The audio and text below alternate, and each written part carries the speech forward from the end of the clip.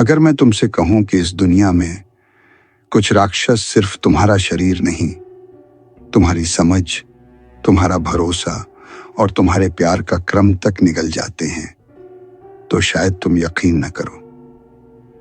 लेकिन मेरे पिता हमेशा कहा करते थे कि राक्षस सिर्फ दो तरह के होते हैं। पहली किस्म तुम्हारे शरीर की भूखी होती है और दूसरी किस्म वह जो अपने किए हुए का मतलब तुमसे मनवाना चाहती है उससे पहले कि वह तुम्हें बर्बाद करे। और उनके मुताबिक दूसरी किस्म ज्यादा खतरनाक होती है।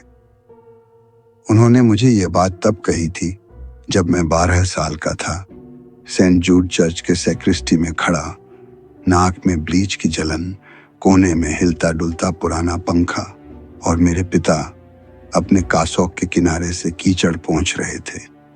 उनकी आस्तीन पर खून लगा था, बहुत नहीं, बस इतना कि मेरी नजर पड़ जाए और उन्हें समझ आ जाए कि मैंने देख लिया है। उन्होंने आस्तीन मोड़कर छिपाई और कहा, घर जाओ डैनियल। लेकिन मैं घर नहीं गया।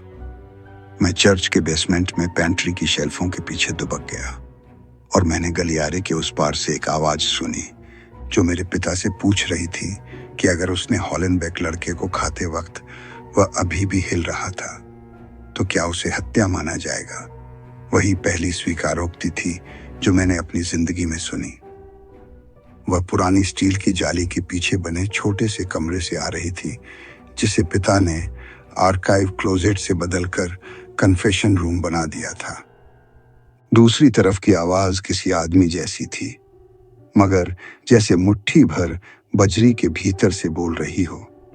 धूप बत्ती और फर्नीचर पॉलिश की गंध के नीचे सड़ी हुई मिठास तैर रही थी।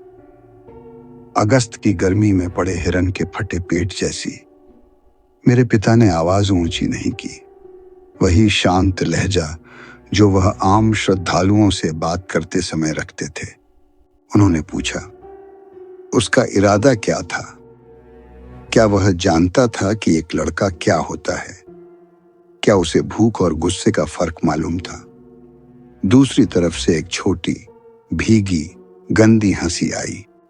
फिर उसने कहा, फर्क जानता था और फिर भी गुस्सा चुना। उसके बाद पिता बहुत देर तक चुप रहे। फिर बोले, तू यहां आया है क्योंकि तेरे भीतर का कोई हिस्सा अब भी चाहता है कि तेरे होने को शब्द मिले। इससे तेरा अपराध धुलता नहीं। मगर इसका मतलब है, तब मैं कुछ नहीं समझा था, अब समझता हूं। मेरे पिता मेरे पैदा होने से 11 साल पहले से इन अजीब, अधमरी, अधूरी चीजों की स्वीकारोक्तियां सुनते आ रहे थे। परिवार की कहानी यही कहती है, साफ सुथरी कहानी, फाइल में लिखने लायक, मगर सच्चाई हमेशा की तरह ज्यादा उलझी हुई थी। और उसकी शुरुआत इसलिए हुई क्योंकि मेरे पिता किसी भी पीड़ा को यूं ही छोड़ नहीं पाते थे। तब वह 28 साल के थे, नए पादरी, दुबले पतले, एरिज़ोना के क्राउन एल्क के बाहर एक छोटे मिशन चर्च में तैनात। वहां घरों के बीच लोगों से ज्यादा रेगिस्तान था। उनके ज्यादातर लोग आम गरीब लोग थे, आम दुखों से टूटे हुए, शराबी पति, बीमार माएं, कर्ज, नशे में डूबते बच्चे। फिर एक दिन एक रैंचर आया और बोला, हर रात उसकी बेटी की खिड़की के बाहर कुछ खड़ा होता है और उसकी मरी हुई पत्नी की आवाज में भीतर आने को कहता है। पिता ने पहले इसे शोक, तनाव, शायद किसी जानवर या किसी क्रूर इंसान की हरकत समझा। वह पवित्र जल, अपना स्टोल, बांह जितनी लंबी टॉर्च लेकर वहां पहुंचे। पुराने ट्रक में जिसकी विंडशील्ड टूटी थी और सीटों में कॉफी की बसी हुई गंध पकी हुई थी। वहां उन्होंने घर के चारों ओर कुछ पदचिन्ह देखे। शुरुआत कोयोट के पंजों जैसी, लेकिन अंत लगभग इंसानी पैरों पर। धूल में पहले पैड, फिर लंबी छाप, एड़ी, तलवा। उंगलियां इतनी गहराई तक धंसी हुई जैसे जो भी वह था अपने ही आकार पर भरोसा नहीं करता था। रैंचर की बेटी 9 साल की थी। उसने कहा, उसकी मां कहती है कि उसे अंदर आने दो, उसे ठंड लग रही है। अब किताबों में ऐसी चीजों के लिए कोई तय रस्म नहीं होती जो रात में खिड़की के बाहर खड़ी होकर मरे हुओं की आवाज में पुकारे। इसलिए मेरे पिता ने वही किया जो शायद बहुत कम लोग कर पाते। वह रसोई की कुर्सी पर बैठ गए, आधी रात से सुबह तक इंतजार करते हुए। लगभग 3 बजे किसी चीज ने एक नाखून से शीशे पर दस्तक दी और दफन हुई औरत की आवाज में कहा, फादर, मैं अपने पाप कबूल करना चाहती हूं। मेरे पिता ने बाद में मुझसे कहा, वही वह पल था जब उनकी जिंदगी सिद्धांतों से निकलकर प्रक्रिया पर टिक गई। उन्होंने उसे अंदर नहीं आने दिया। उन्होंने उसे खिड़की के बाहर से ही बोलने को कहा। बातों बातों में उसने मान लिया कि वह मरी हुई औरत की आवाज इसलिए इस्तेमाल कर रही थी क्योंकि बच्ची उस पर प्रतिक्रिया देती थी। उसे बुलाया जाना अच्छा लगता था। वह घर के अंदर इसीलिए आना चाहती थी क्योंकि घर के भीतर नियम उसके पक्ष में बदल जाते थे। और सबसे परेशान करने वाली बात, वह यह नहीं समझती थी कि चाहना और उसका हकदार होना 2 अलग बातें क्यों हैं। मेरे पिता ने शीशे के उस पार से कहा, चाहत कभी नैतिक अधिकार का सबूत नहीं होती। वह फुफकारती हुई चली गई, मगर अगली रात फिर आई, फिर उसके बाद वाली रात, फिर कभी कभी बात करने लगी। हर रात नहीं, किसी तय समय पर नहीं, मगर इतना जरूर कि पिता ने एक रजिस्टर बनाना शुरू कर दिया। तारीख, समय, शक्ल सूरत, बर्ताव, धोखे की क्षमता। क्या पछतावे का कोई संकेत है? क्या वह फिर लौटेगी? शुरू में उन्होंने क्रिप्टेड शब्द भी नहीं लिखा। वह लिखते थे, entity a, mimetic canid humanoid, possible which complex. डर को कागज में बदल देने की पुरानी मानवीय कोशिश। बात फैल गई। खुले में नहीं, कभी नहीं, चुपचाप। रात की सड़कों पर बहुत कुछ देख चुके डिप्टीज के बीच, आदिवासी पुलिस के बीच, जिनके पास पहले से ही कुछ चीजों के अपने नाम थे, शिकारियों के बीच, उन लोगों के बीच जो मदद चाहते थे मगर सुर्खियां नहीं, नींद की गोली वाली टीम नहीं, काले जैकेट पहने किसी सरकारी दस्ते को अपनी जमीन पर नहीं। ये प्राणी मेरे पिता के पास इसलिए आने लगे क्योंकि वह एक काम करते थे जो ज्यादातर लोग नहीं कर पाते। वह सुनते थे, लेकिन इस भ्रम के बिना कि सुन लेना परिणाम मिटा देता है। बस यही फर्क इस काम का मूल है। कुछ एजेंसियां पकड़ती हैं, कुछ जला देती हैं, कुछ ठेकेदार स्टील, चांदी, धार्मिक चीजें और रात में देखने वाले उपकरण बेचते हैं। मगर मेरे पिता का काम उस खाली जगह में था जो बाकी सब छोड़ देते थे। वह स्वीकारोक्ति इसलिए सुनते थे क्योंकि कुछ पंजों और उधार के चेहरों वाली चीजों को अब भी एक गवाह चाहिए होता है, शब्द चाहिए होते हैं, कोई रिकॉर्ड चाहिए होता है कि जो उनके भीतर से गुजरा उसका आकार था, क्रम था, और शायद अगर ऊपर वाला बहुत अजीब मूड में हो तो कोई अर्थ भी। वह मुझसे कहा करते थे, स्वीकारोक्ति मासूमों के लिए नहीं होती, वह उस प्राणी के लिए होती है जो अब भी भूख और चुनाव का अंतर समझता है और अपने आप से इतना बीमार हो चुका होता है कि उसे जोर से कह सके। जब वह बूढ़े होने लगे, हाथों की गांठें ठंड में फूलने लगीं, तब मैंने यह काम संभाला, इच्छा से नहीं, लोग पारिवारिक कामों को बहुत पवित्र बनाकर बताते हैं, जैसे बेटा बाप की विरासत उठाता है, जैसे यह कोई साफ दिव्य बोझ हो। सच यह है कि मैंने यह काम इसलिए लिया क्योंकि तब तक मैं सामान्य जिंदगी के लायक बचा ही नहीं था। मैंने कोशिश की थी, कम्युनिटी कॉलेज, फिर HVAC का काम, फिर तूफान से टूटे घरों की इंश्योरेंस इंस्पेक्शन।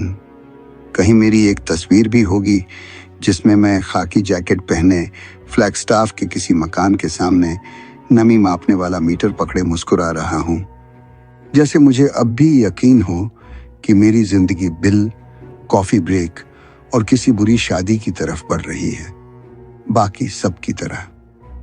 फिर मेरे पिता बीमार पड़ गए।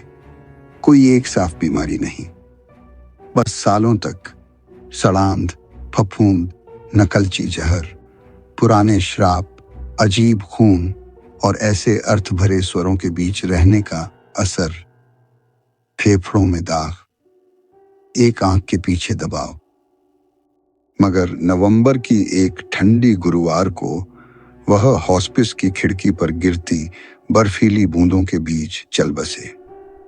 और अगले सोमवार बर्नालिलो काउंटी का एक डिप्टी मेरे अपार्टमेंट के बाहर खड़ा था, क्योंकि पहाड़ियों में कुछ था जो मेरे पिता को उनके पद से पुकार रहा था। ये 8 साल पहले की बात है। अब रजिस्टर मेरे पास हैं, उनका पुराना स्टोल मेरे पास है, गले से 2 बार सिला हुआ, जहां कभी किसी मजबूत चीज ने उन्हें पकड़कर खींचा था। और वह कमरा भी अब मेरे पास है, बस चर्च में नहीं। लोग यही पहली गलती करते हैं। मैं पादरी नहीं हूं, न ही बनने का नाटक करता हूं। मेरे पास कोई धार्मिक अधिकार नहीं। मैं बस उस आदमी का बेटा हूं जिसने अपनी जिंदगी उन चीजों की स्वीकारोक्तियां सुनते बिताई जो अंधेरे और इंसान के बीच कहीं फंसी हुई थी। इसलिए मैंने अपनी जगह बनाई। पूर्वी एरिज़ोना में मेरे घर के पीछे लकड़ियों के ढेर और पुराने प्रोपेन टैंक के पार एक अलग पड़ा गैराज।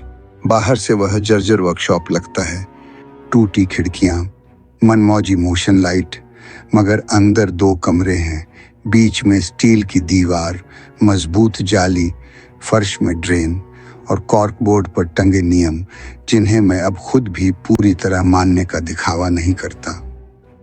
वहां पट्टियां हैं, जलन की क्रीम, सलाइन, एपिनेफ्रिन, लोहे की गोलियां, चांदी की गोलियां, तांबे की जाली, बोल्ट कट्टर, 3 तरह की बेड़ियां और वाइल्ड चेरी पेप्सी की 2 बोतलें, सिर्फ इसलिए क्योंकि मेरे पिता रात के काम में उन्हें रखते थे, जबकि कहते थे कि उन्हें सोडा से नफरत है। एक पुराना पंखा है जिसकी एक पत्ती हल्की मुड़ी हुई है और हर चक्कर पर एक टिक की आवाज करती है। और भीतर के दरवाजे पर पीतल का छोटा क्रॉस। इसलिए नहीं कि हर प्राणी उससे डरता है, बल्कि इसलिए कि काफी डरते हैं। और $6 की चीज अगर एक रात भी बचा ले तो सस्ती है। मैं स्वीकारोक्तियां इसलिए सुनता हूं क्योंकि जब कोई राक्षस अपने काम का मतलब दर्ज नहीं कराता, दुनिया और बदतर हो जाती है। सीधी वजह यही है, और एक बदसूरत वजह और भी है। मेरे भीतर का कोई हिस्सा जानना चाहता है कि क्या रूप बदल जाने के बाद भी अंतरात्मा बचती है? क्या कोई चीज किसी का चेहरा पहनकर, किसी इंसान को खाकर, एक परिवार को तोड़कर भी आधी रात को आ सकती है, सिर्फ इसलिए कि उसे अपने किए की बुराई के लिए शब्द चाहिए? अगर जवाब हाँ है, तो बुराई मेरी सोच से कहीं ज्यादा घनिष्ठ है। और अगर जवाब नहीं है, तो मेरे पिता की पूरी जिंदगी बस तहजीब ओढ़ी हुई भूख के साथ की गई लंबी बातचीत थी। दोनों ही हालतों में मैं बैठता हूं और सुनता हूं। पिछली रात मैंने एक स्किन वॉकर की स्वीकारोक्ति सुनी। मैं ये नाम इसलिए इस्तेमाल कर रहा हूं क्योंकि ज्यादातर लोग यही शब्द जानते हैं। सही नाम हमेशा सुरक्षित नहीं होते।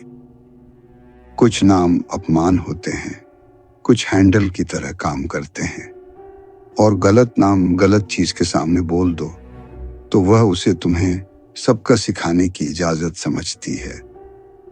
वह, अगर उसे वह कहना ठीक है। रात 1:14 पर आया। मुझे वक्त इसलिए ठीक ठीक याद है क्योंकि मैंने उसे 2 बार लिखा, एक बार रजिस्टर में और एक बार शार्पी से अपनी कलाई के भीतर, क्योंकि मोशन लाइट जलते ही मुझे बुरा अंदेशा हो गया था। मैं बाहरी कमरे में खाट पर अधसोया पड़ा था, पैरों पर कंबल, कोने में पंखे की टिक टिक। मेरा कुत्ता मर्सी पहले ही वर्कबेंच के नीचे घुस चुकी थी। वह सिर्फ 3 चीजों पर ऐसा करती है: गरजते बादल, पटाखे और वे चीजें जिनसे उसका कोई वास्ता नहीं रखना। वही चेतावनी काफी होनी चाहिए थी। पहले रोशनी दरवाजे की नीचे वाली दरार से आई, फिर 3 दस्तकें, जोरदार नहीं, नपी-तुली, धातु पर उंगलियों की गांठें। मैं उठकर बैठ गया, खाट के पास रखी शॉटगन उठाई और इंतजार किया। फिर 3 और दस्तकें। उसके बाद एक शांत पुरुष स्वर, जैसे कोई दुकान बंद होने के बाद पूछ रहा हो कि अभी भी खुले हो क्या। मैं अपने पाप कबूल करना चाहता हूं। पहली मुलाकात के नियम होते हैं। पहला, जब तक आने वाला 2 बार अपना उद्देश्य न बताए और शर्तें न माने, बाहरी दरवाजा नहीं खुलता। दूसरा, उसका चुना हुआ नाम तब तक मत बोलो जब तक वह स्थिर साबित न हो जाए। तीसरा, किसी दहलीज से सीधा आंखों में मत देखो। चौथा, अगर मर्सी धीमी, लगातार गुर्राए तो मुलाकात खत्म, और अगर वह बिल्कुल भौंके नहीं तो मानो तुम पहले ही देर कर चुके हो। मर्सी ने भौंका नहीं। मैंने शॉटगन नीचे की ओर रखकर दरवाजे के पार से कहा, इरादा बताओ। उसने जवाब दिया, जो मैंने किया है उसे कबूल करना चाहता हूं। आवाज नियंत्रित थी, कोई उपहास नहीं, कोई लड़खड़ाहट नहीं। मैंने फिर कहा, दोबारा? इस बार उसने कहा, मैं चाहता हूं कि पछतावा पूरी तरह भूलने से पहले कोई गवाह मौजूद हो। यह बात मुझे तुरंत खटकी। बहुत तराशी हुई, बहुत सधी हुई। नुकसान पहुंचाने वाली चीजें अक्सर पढ़ी लिखी लगने की कोशिश करती हैं, क्योंकि उन्हें पता है कि इंसान भाषा पर भरोसा कर लेते हैं। फिर भी नियम पूरे हो रहे थे। मैंने चेन लगी रहने दी, दरवाजा थोड़ा खोला, लाल फिल्टर वाली टॉर्च बाहर डाली। वह दहलीज से करीब 20 फुट दूर खड़ा था। हाथ साफ दिखाई दे रहे थे। पहली नजर में वह नवाजो आदमी लगता था। पुरानी टैन जैकेट, घुटनों पर गीली मिट्टी के निशान वाली जीन्स, पीछे बंधे बाल, धूल भरे जूते, आम कामकाजी आदमी जैसा। मगर जैसे ही रोशनी उसकी आंखों पर पड़ी, मुझे समझ आ गया कि मैं किसी चेहरे के असली मालिक को नहीं, उस चेहरे को सही ढंग से पहने हुए किसी और चीज को देख रहा हूं। कोई फिल्मी चमक नहीं, बस कुछ सूक्ष्म और ज्यादा भयानक। पलक झपकने का समय आधी धड़कन जितना गलत। सांस लेते वक्त होंठों के आसपास की त्वचा का जरूरत से ज्यादा स्थिर रहना। पूरा चेहरा ऐसे टिका हुआ जैसे महंगी मोम की प्रतिमा। मैंने शर्तें दोहराई। उसने सिर हिलाकर खुद ही बोल दिया, बिना अनुमति दहलीज पार नहीं करूंगा, हिंसा नहीं करूंगा जब तक मुझे मजबूर न किया जाए। जो नाम मेरा नहीं, उनका उपयोग नहीं होगा, और शर्तें तय होने के बाद नकल नहीं। आखिरी शर्त पुरानी थी, मेरे पिता ने जोड़वाई थी, जब एक नकलची प्राणी ने मर चुके भाई की आवाज जाली के पीछे 20 मिनट तक दोहराई थी। मैंने पूछा, अकेले हो? उसने कहा, हाँ। हथियार बंद? इस बार उसने थोड़ा रुका, सोचने के लिए नहीं, तय करने के लिए कि कितनी सच्चाई देगा। फिर बोला, हाँ। किससे? उसने मेरी ओर देखे बिना कहा, खुद से। और यह बात मैंने मानी। मैंने उसे बाहर वाले कमरे से अंदर स्टील की जाली वाले हिस्से तक आने दिया। चलते वक्त उसकी चाल में हल्की रुकावट थी, जैसे कूल्हे में जकड़न हो। ठंडी हवा के नीचे ताजा खून की गंध थी, इतनी नहीं कि लगे अभी अभी खाकर आया है, मगर इतनी जरूर कि हाल की हिंसा छिपी न रहे। वह बिना कहे स्टूल पर बैठ गया, पीठ सीधी, हाथ जुड़े हुए, सिर थोड़ा झुका, किसी की नजर में सम्मानजनक, मेरी नजर में अभ्यास किया हुआ। मैंने अपनी तरफ रजिस्टर खोला, रिकॉर्डर बंद रखा। कुछ स्वीकारोक्तियां रिकॉर्ड नहीं की जाती, कुछ बातें दोबारा सुनने लायक नहीं होती। पंखा टिक टिक करता रहा, मर्सी बेंच के नीचे ही रही। कुछ पल तक हम दोनों चुप बैठे रहे। फिर मैंने कहा, वहां से शुरू करो जहां यह सच में शुरू हुआ। उसने एक लंबी सांस छोड़ी, जिसमें एक नथुने से हल्की सीटी निकली। फिर बोला, यह एक ऐसे परिवार से शुरू हुआ जिसे मैंने इतना करीब से देखा कि समझ सका वे एक दूसरे को किस क्रम में प्यार करते हैं।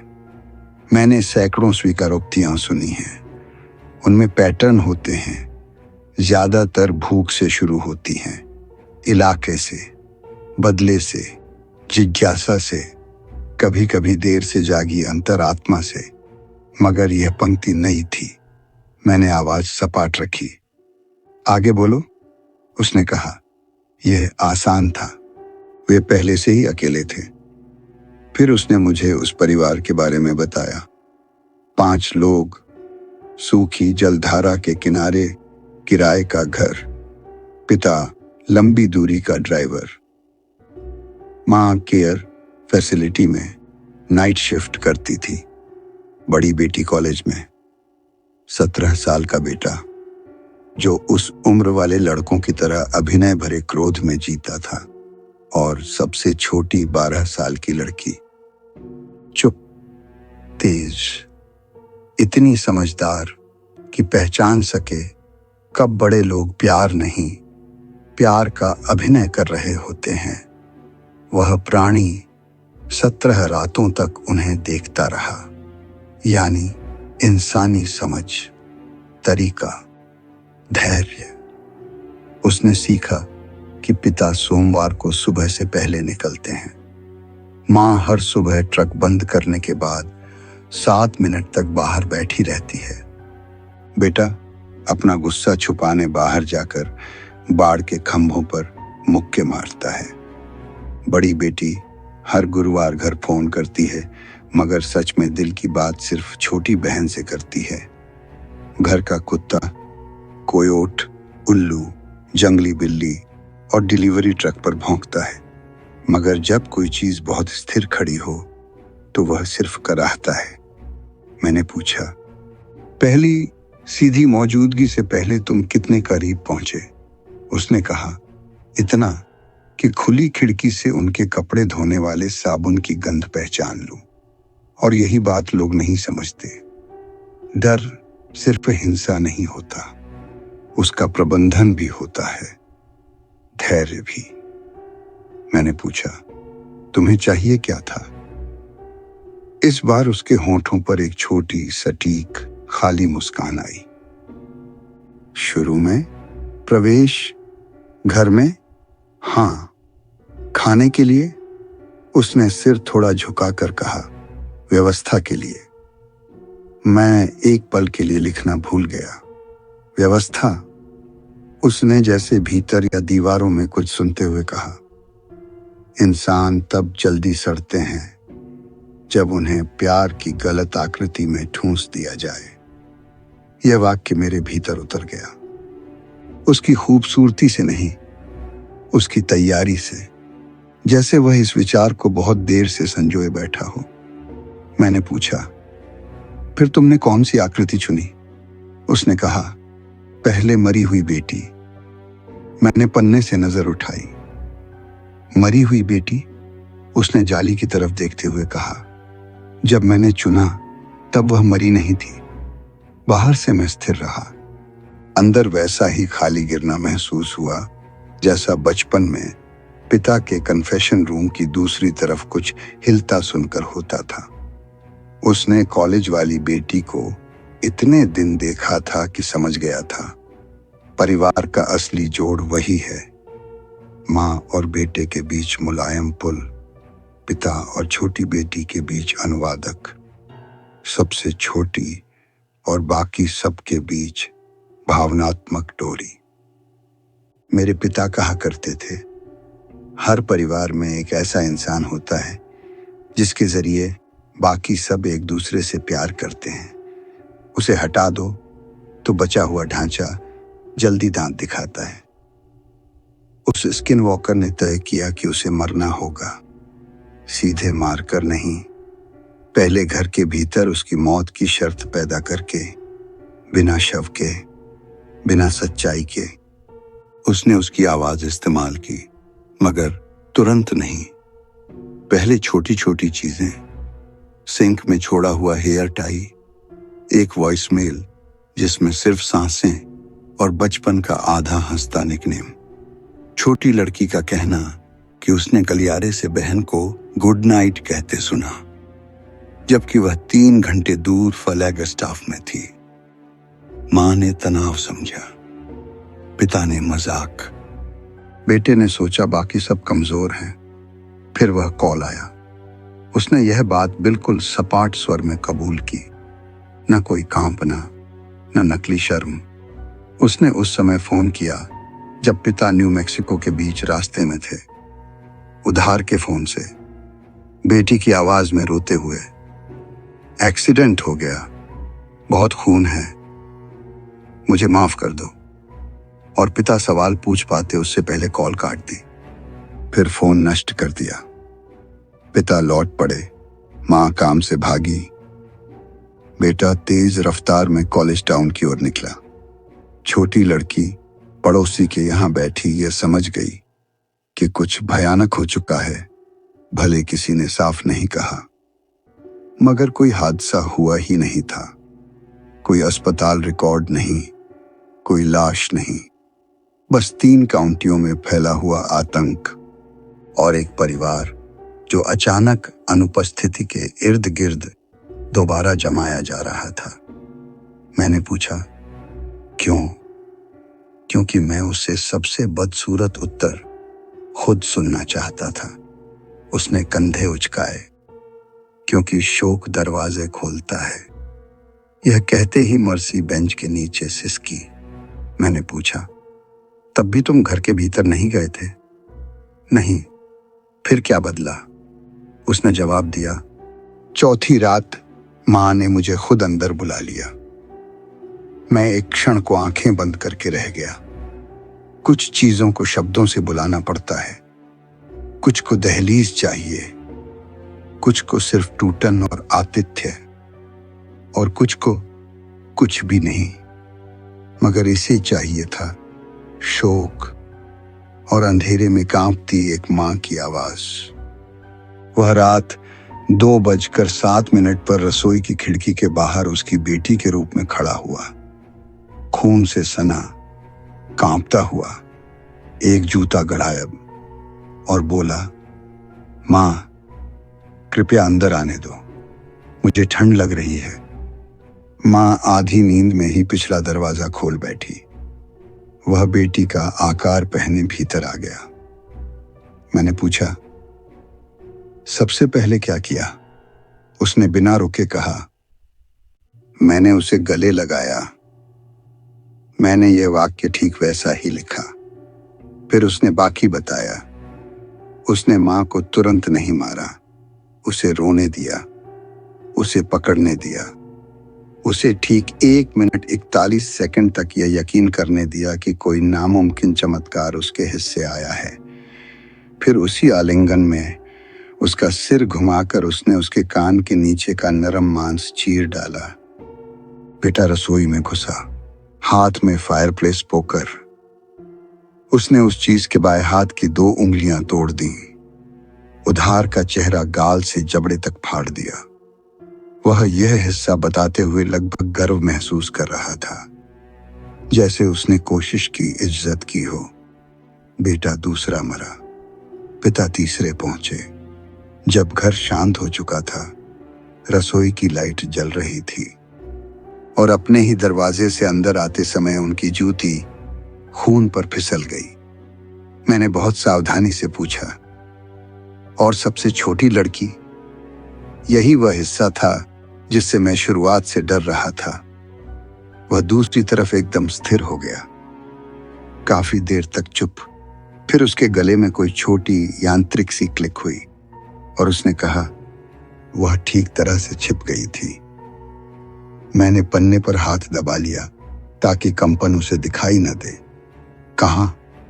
लॉन्ड्री कैबिनेट में, डिटर्जेंट और सर्दियों के कंबलों के पीछे। उसे डिटर्जेंट का ब्रांड तक पता था, यह भी कि एक मोजा स्टैटिक से दीवार से चिपका हुआ था।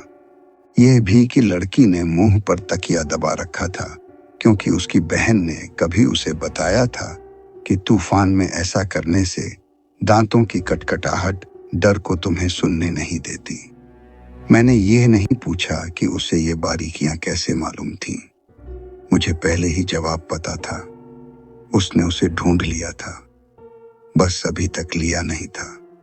मैंने पूछा, क्यों नहीं?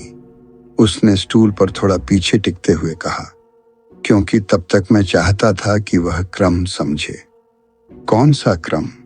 उसने कहा, जिस क्रम में उससे प्यार किया जाता था। माँ पहले, भाई दूसरा, पिता तीसरा, वह खुद सबसे आखिर में। उस पल मेरे भीतर साफ, गर्म, उपयोगी गुस्सा भर गया। मैंने कहा, यही कबूल करने आए हो कि तुमने एक बच्चे को उसकी कीमत सिखाने के लिए उसके परिवार की मौत सजाई? उसने सिर हिलाया। नहीं, मैं उस बात की स्वीकारोक्ति करने आया हूं जो मैंने उसके बाद उससे कही। कमरा अचानक और ठंडा लगने लगा। मैंने इंतजार किया। उसने उसी शांत स्वर में बताया कि जब पिता भी रसोई में गिरकर निश्चल हो गए, तब उसने पिता की कमीज से अपने उधार के चेहरे पर लगे खून का कुछ हिस्सा पोंछा ताकि वह फिर से पहचान में आने लायक दिखे। फिर वह घर में धीरे धीरे घूमता रहा, कमरे खोलता, बंद करता, इतना धीरे कि लॉन्ड्री कैबिनेट में छिपी लड़की हर फैसला सुन सके। वह कभी बहन की आवाज में बोला, कभी मां की, कभी पिता की, फिर अपनी असली आवाज में, बिना किसी चेहरे के। जब तक पूरा घर उन्हीं लोगों की आवाजों से भर नहीं गया जिन्होंने कभी उस बच्ची से प्यार किया था। फिर वह वॉशिंग मशीन पर बैठ गया, कैबिनेट के ठीक बाहर, और बहुत नरमी से बोला, अब तुम्हें पता है तुम्हारी जगह की कीमत क्या है। उसी पल मैंने लिखना बंद कर दिया। कुछ स्वीकारोक्तियों में एक बिंदु ऐसा आता है जहां काम काम नहीं रह जाता और तुम सिर्फ आदमी रह जाते हो। गुस्से, घृणा और गोली की सीधी भाषा वाले आदमी। मेरे पिता इसे कसाई का प्रलोभन कहते थे।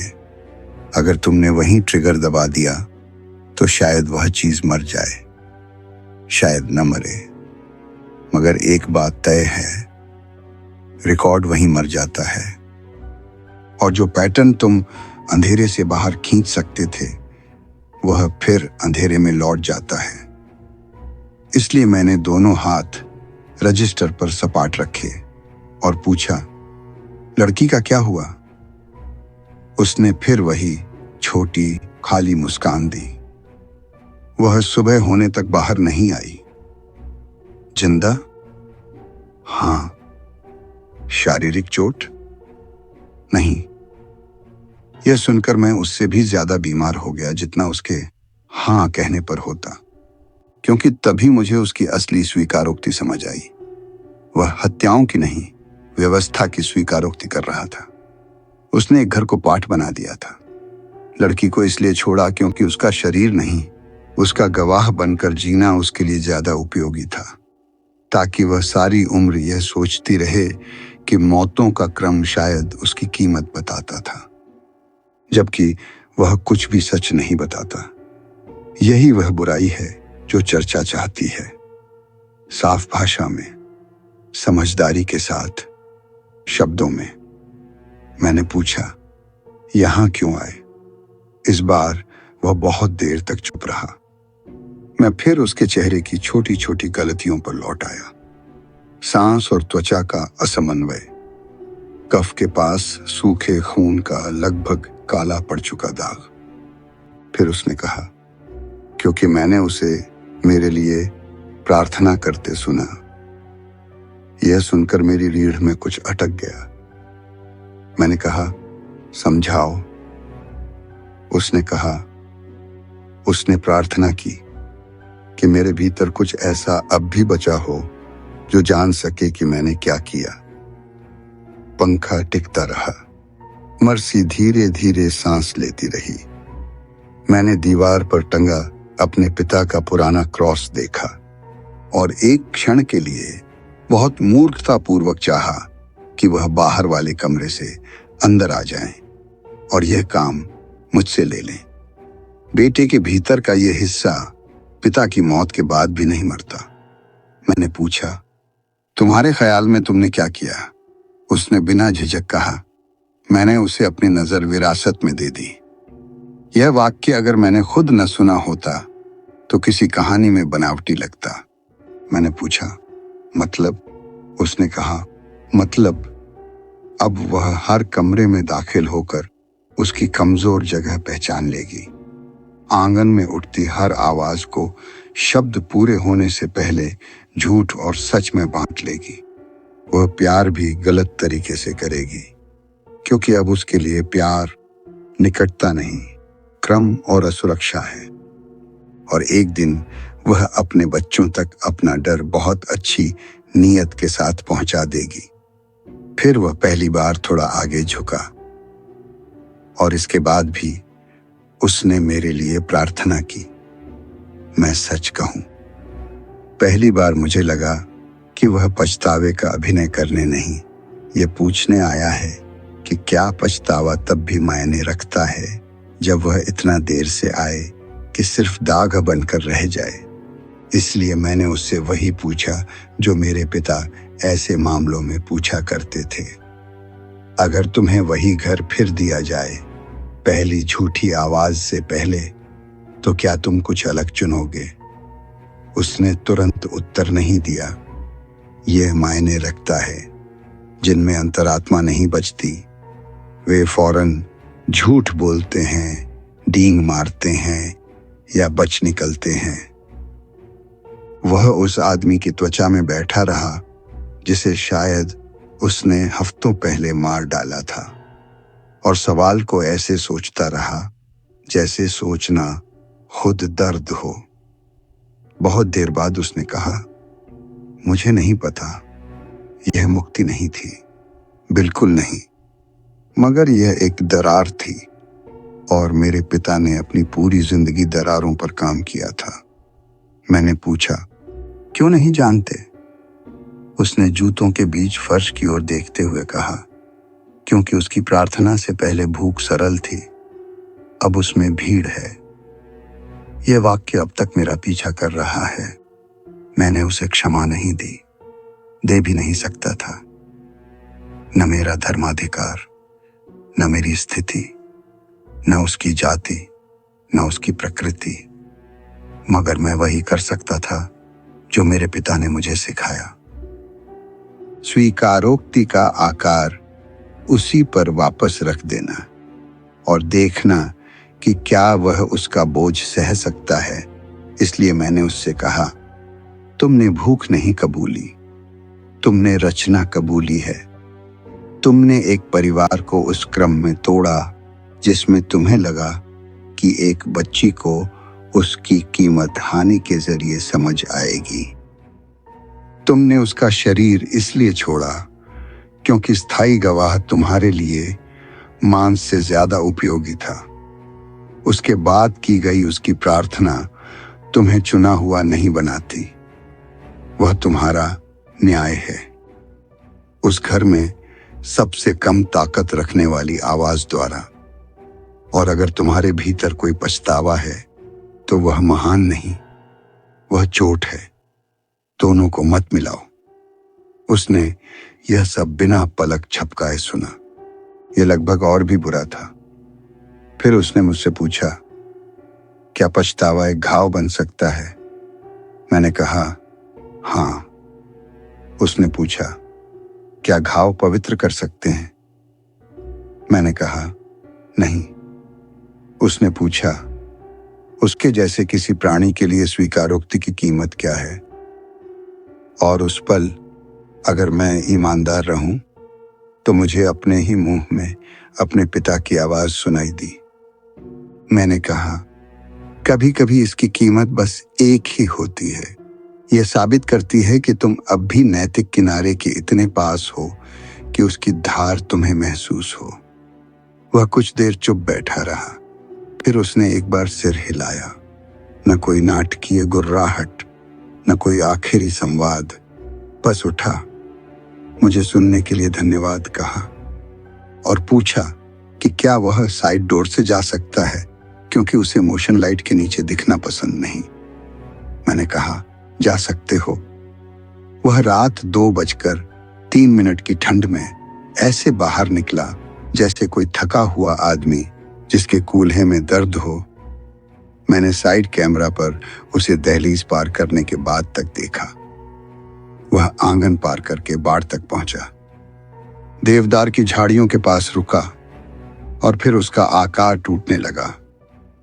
टूटना ही सबसे सही शब्द है, टुकड़ों में नहीं, विकल्पों में।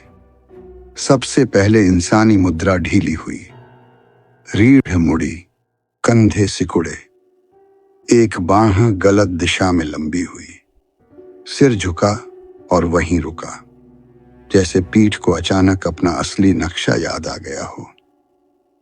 सिर्फ 6 सेकंड में वहां कोई आदमी नहीं बचा था। कोई लंबी, नीची, बेहद गलत चीज देवदारों के बीच सरक गई और अंधेरे में खो गई। मैं सुबह तक जागता रहा। रजिस्टर खुला पड़ा था और मर्सी तभी खाट पर चढ़ी जब पूरब का आसमान धूसर होने लगा। सुबह 6:12 पर काउंटी से फोन आया। वही डिप्टी, अच्छा आदमी, मेथोडिस्ट, मगर ट्रक में रोजरी रखता है क्योंकि उसकी दादी ने कहा था रेगिस्तान में कभी खाली हाथ मत जाओ। उन्होंने सूखी जलधारा के पास वाला घर ढूंढ लिया था। 3 लाशें, एक जीवित। 12 साल की लड़की लॉन्ड्री कैबिनेट में मिली, पानी की कमी से कमजोर मगर होश में, बिना बाहरी चोट के। उन्होंने नाम पूछा, उसने बता दिया। पूछा, किसने ये किया? उसने कहा, हाँ मैं जानती हूं। पूछा, वह दिखता कैसा था?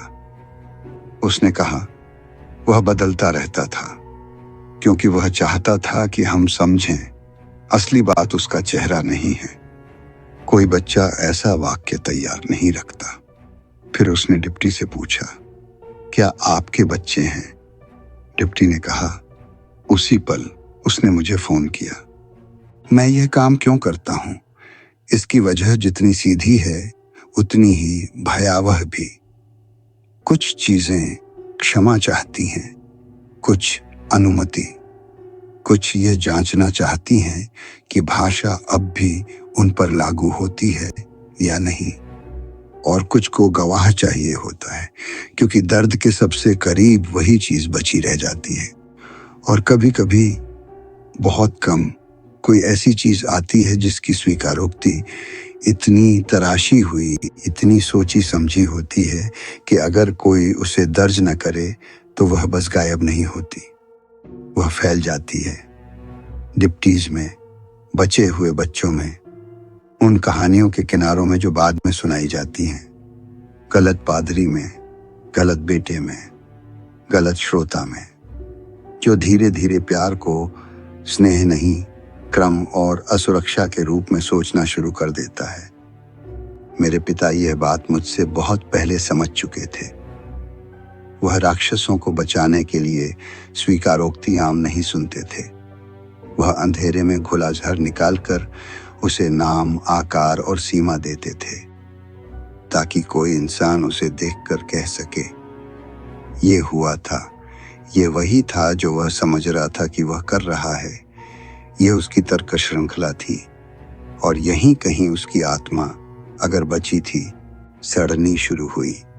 ये मायने रखता है, इससे कुछ भी क्षमा नहीं होता, मगर ये मायने रखता है।